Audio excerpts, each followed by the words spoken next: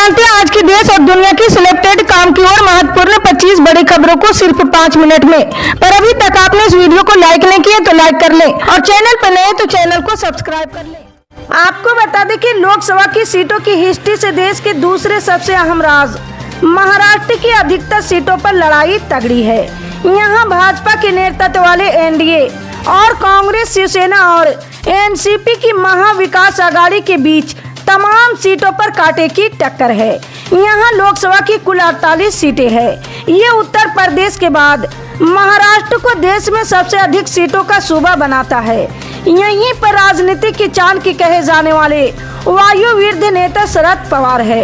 वो महाविकास आघाड़ी का हिस्सा है और तमाम सीटों पर अपनी गोटी बिछाने में व्यस्त हैं। दूसरी तरफ पीएम नरेंद्र मोदी भी अधिक से अधिक सीटें एनडीए के खाते में डालने के लिए आक्रामक प्रचार में जुटे हैं। जी हां, इस बीच नासिक लोकसभा सीट का पेच फंसता नजर आ रहा है। यहां से अभी तक एनडीए ने अपना उम्मीदवार नहीं बताया है। एनडीए में उम्मीदवारी को दरार बरकरार है। दूसरी ओर महाविकास आघाड़ी के राजा भाऊ वाजे ने प्रचार का मोर्चा संभाल लिया है। इस बीच शांतिगिरी महाराज ने यहां से निर्दलीय ताल ठोकने का फैसला किया है। जी हां, इससे एनडीए का सिरदर्द बढ़ गया है। एनडीए नेताओं की ओर से शांतिगिरी महाराज को मनाने की कोशिश की जा रही है। हालांकि ये सभी प्रयास व्यर्थ है।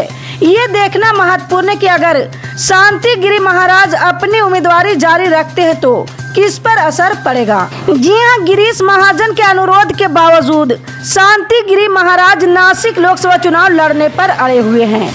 महाराज और उनके भक्तों का मानना है कि नासिक में हमारा एक बड़ा भक्त परिवार है और इस वक्त परिवार की ताकत से हम लड़ेंगे और जीतेंगे।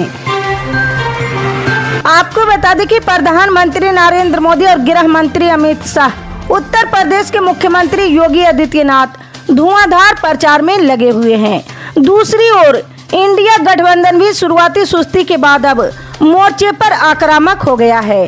जी हां, इस लोकसभा चुनाव में नरेंद्र मोदी के पास मौका है कि वो देश के पहले प्रधानमंत्री जवाहरलाल नेहरू के सबसे अधिक दिनों तक देश के पीएम रहने का रिकॉर्ड तोड़ सके। भारतीय जनता पार्टी इसके लिए दिन रात एक किए हुए है। पीएम मोदी की मिशन 400 पार के लिए साम दाम दंड भेद सभी लेवल पर काम हो रहा है। हालांकि जिस तरह पहले 2 फेज की वोटिंग से रुझान मिल रहे हैं वो बीजेपी के लिए बहुत आशाजनक नहीं है। जी हां, बीजेपी 2024 चुनाव में अब तक 432 उम्मीदवार उतार चुकी है। अभी करीब 10 सीटों पर उम्मीदवारों का फैसला होना बाकी है। इस तरह करीब 442 सीटों पर बीजेपी कुल उम्मीदवार उतार सकती है। अगर बीजेपी को 370 सीट हासिल करना है तो इसके लिए जरूरी होगा कुल उम्मीदवारों में करीब 86% कैंडिडेट हर हाल में विजय हो। पर अभी जो सिचुएशन बन रही है उससे तो यही लगता है कि बीजेपी के लिए ये टारगेट बहुत मुश्किल होता जा रहा है।